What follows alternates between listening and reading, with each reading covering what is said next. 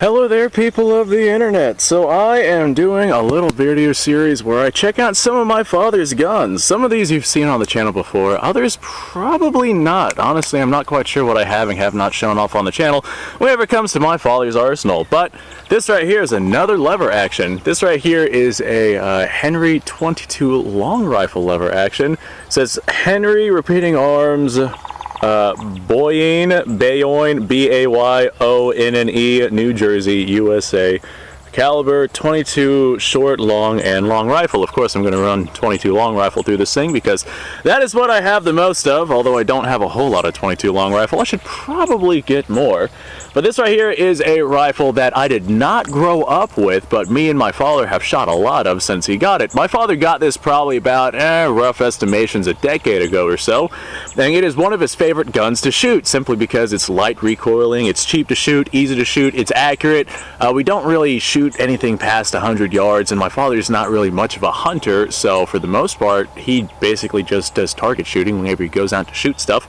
And a 22 long rifle is absolutely adequate for just going out and doing some plinking at the range, which is exactly what I intend on doing today. So a couple of things with this particular Henry rifle.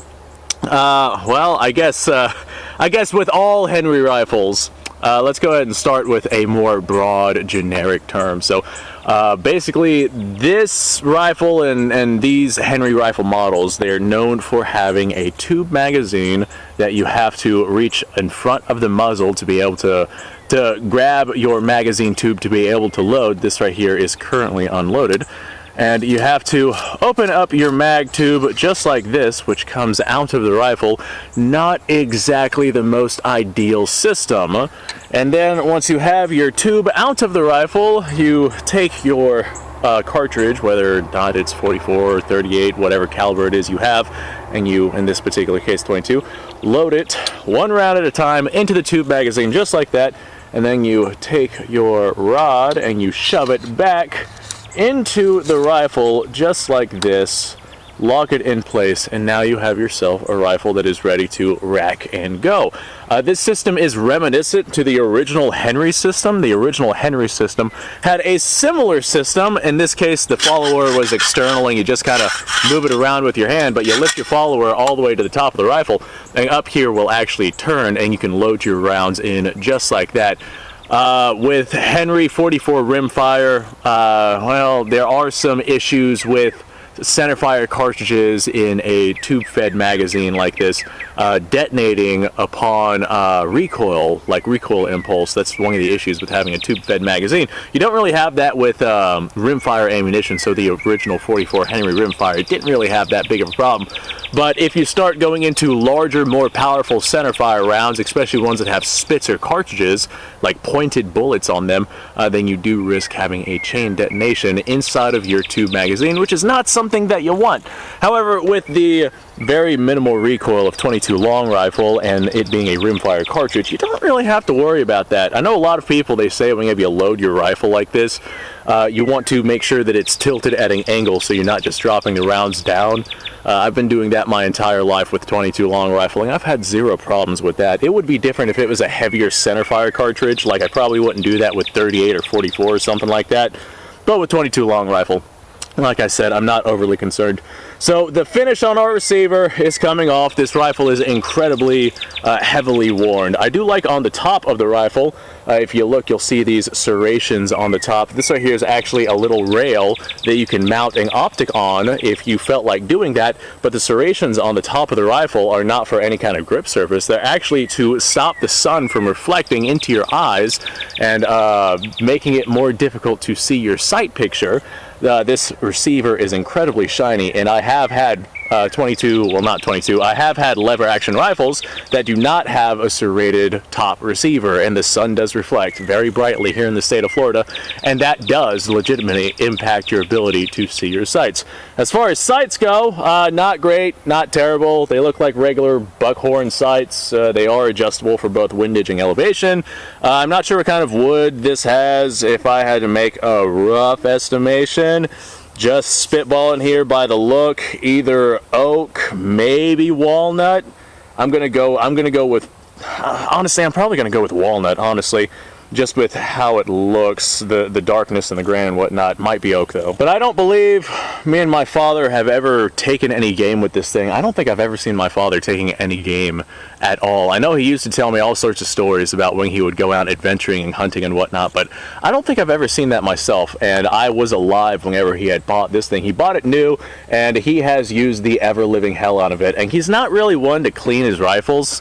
He prefers, you know, non-corrosive ammunition and good quality rifles, and he doesn't really clean them all that much. So as a result, we do have a little bit of surface rust on some areas of this 22 long rifle. Before I put it back into storage, I'm going to go ahead and coat his stuff with some Vaseline to make sure that it doesn't rust here in this humid Florida environment. And I can honestly say that unlike me, who runs firearms very regularly, my father doesn't really run his guns all that much. So it has been quite a few years since this 22 long rifle had some rounds through it. I'm not sure if this particular one already has a video on the channel, but if it does, then it was from an incredibly long time ago. So a couple of things. We do have serrations on the hammer. I really like that. I do not like smooth hammers because they are difficult to grab with your thumb. I like the serrations on the trigger. Sometimes whenever you get trigger serrations, they can be a little bit sharp and a little bit unpleasant, but Henry does a really good job with their serrations and just making sure that everything is comfortable on their rifles. They've been around for a very long time for a very good reason.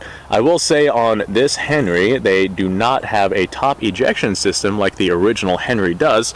The original Henry, well, this is not an original Henry, but this is an original style of Henry. The original style of Henry has a top ejection system where the round will actually come flying out of the top of the rifle versus this modern Henry right here, where the round will actually eject out of the side of the rifle, and we can see that right here is our ejection port. So 22 long rifle does not have a whole lot of recoil behind it, but it also doesn't have all that much reliability either. I will say that this ammunition I'm using is a little on the old side, and I'm not sure if all of it is going to detonate. I'm also pretty sure that, let me send it around here and I'll confirm it for you. Alright, let me check my cartridge here, my spent case.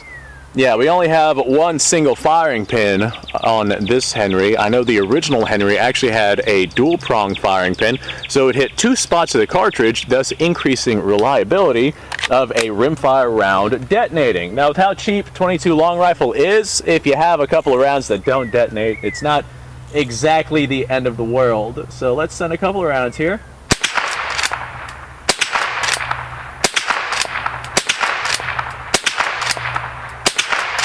I could see how a rifle like this, back during the Civil War when everybody was using muskets and whatnot, there were a couple of people who were rocking original style 1860 Henrys and 44 Henry rimfire.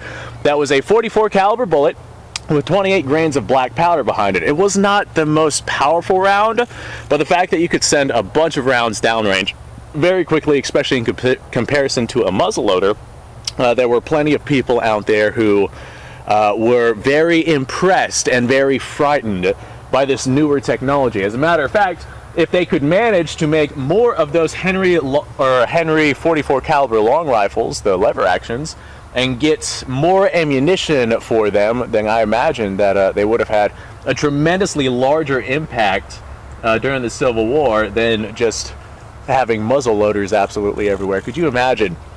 Could you imagine for a second the Civil War, instead of all your ground soldiers having muzzle loaders like they did way back in the day, if everybody had a lever action rifle? Man, that war would have been an absolute massacre. It already was an absolute massacre. Now imagine increasing the rifle capacity from one shot to 16 shots. I think it was 16 shots that the original 44 Henry was. Speaking of shots, I think I'm getting low on ammunition here. I'm not sure how many rounds I have left. I try not to, yeah, there we go. There's all my rounds. I try not to dry fire I try not to dry fire rimfire cartridges, just because that does cause issues with the firing pin breaking, and we definitely do not need that. So I don't have many stories with this rifle. Unlike the rifles that my father had with me growing up, those rifles I had quite a few adventures with, and I remember growing up with those rifles, we would go out to my friend's house, and he was a very big outdoorsman, and he was a very big bike rider and whatnot. He had like motorcycles and dirt bikes and all sorts of stuff.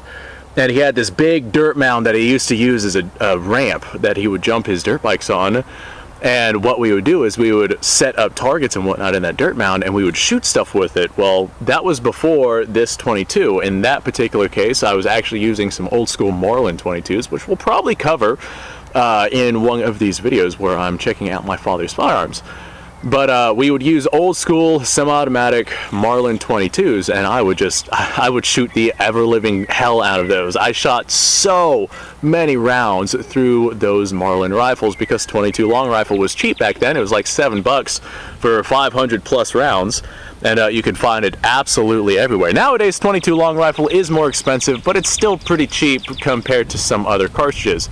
But I would send so much lead downrange with those 22 long rifles, and if we had this, I imagine I probably would have used this a lot as well. My father also had some 12 gauges, and he had the 30-30 and the 44 and whatnot that I showed you guys. I didn't use those quite as much simply because I did not like the recoil on those. Whenever I'm talking this time frame, I'm talking like I was probably 4 or 5 years old and probably 2 feet tall. I was a small dude back then, and 22 long rifle itself was a lot for me, let alone something like a 30-30, which absolutely gave me hell back in the day. So thanks for watching, folks. I appreciate your time. This right here is I don't have as much sentimental value with this one as I do with the ones growing up. Yeah, me and my father had a lot of good times with this thing.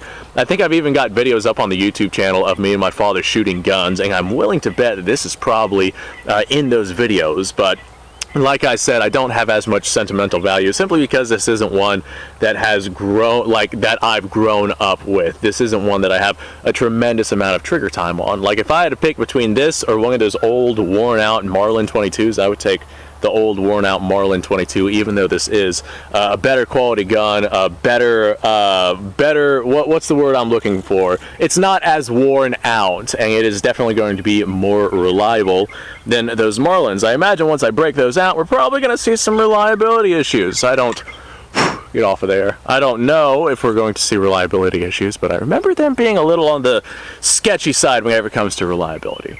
Anyway, I was doing the outro. Thanks for watching, folks. Appreciate your time. Like, subscribe, share. Description below, link to all sorts of stuff. Go ahead and go check that out. You guys go off, have yourself a fantastic day. I will see you all in the next episode.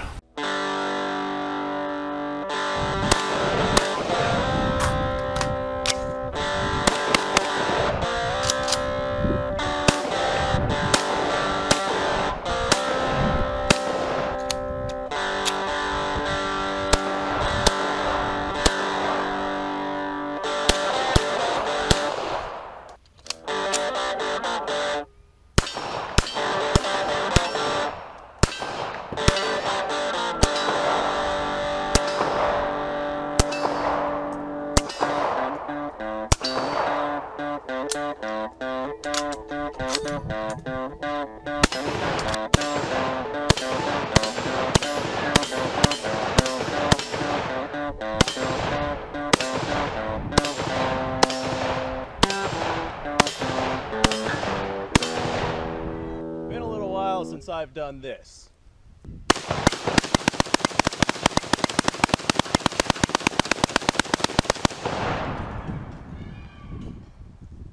Bonnie and Clyde be damned.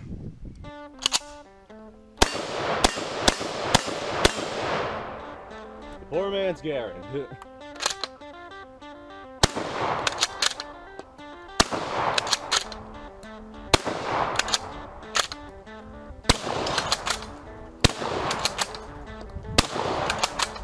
Shame that bolt action shotguns aren't more mainstream.